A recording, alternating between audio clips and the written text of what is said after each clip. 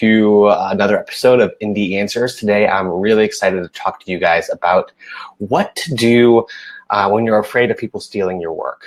This is a question that I get quite a bit from clients and followers, and we're going to really dig in today on 5 steps that you guys should take if you're worried about people stealing your work. So let's see here. This is going to be a pretty, hopefully, a good episode of this thing for you guys. Before we get started, quick disclaimer.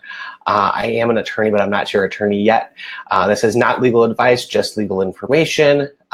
Let's get into it. So the first thing that you want to do, if you feel that fear of people stealing your work, the number one thing that I tell my clients to do is to drop that scarcity mindset. Now, I get it.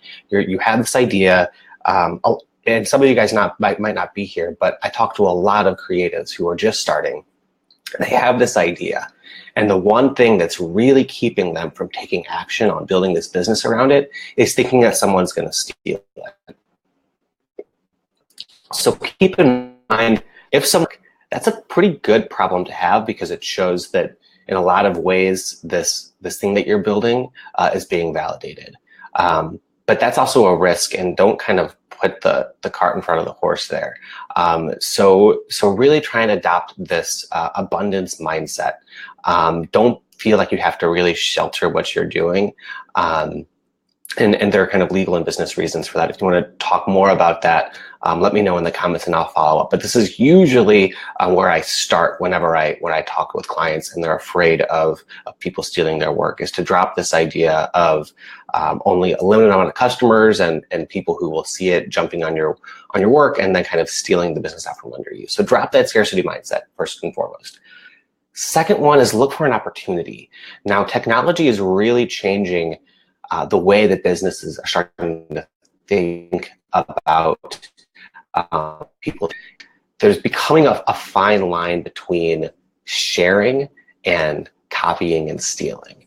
And so if you do see that your work might be put somewhere else, before you get angry and emotional, and perhaps rightly so, see if there's any opportunity there where it could help your business. Again, if you have any questions or if this brings up something for you, let us know. The third one, and this is super important, is to check your bottom line. So let's say that you are, let's say that you see that there's another Etsy store out there, okay, that is selling your same stuff.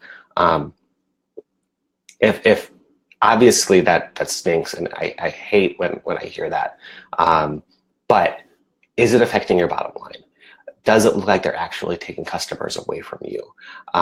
Really look at the numbers, and you want to just separate the emotion of someone stealing your work, even if the fact that they're doing it means A, they might not be having any customers, B, they might be taking a completely different crowd of the people that you're going after. So keep that in mind, because that's gonna help you figure out how you want to respond. And then the fourth thing that you want to do is classify the theft. So if you see that somebody has taken your work, do a little bit of research, talk to an attorney, maybe figure out how that theft classifies in legal terms. Is it copyright that they're stealing? Is it a trademark? Is it a patent? If it's just an idea that you feel like they've stolen, then it's really complicated. And so you might want to talk to an attorney about how exactly to think about this thing that you feel has been stolen. And then the number 5 is to strategize your response. Now, it really depends on how they have stolen your work in terms of how you want to respond to it. And I would recommend talking with an attorney here. I have to be careful because this is a very gray issue.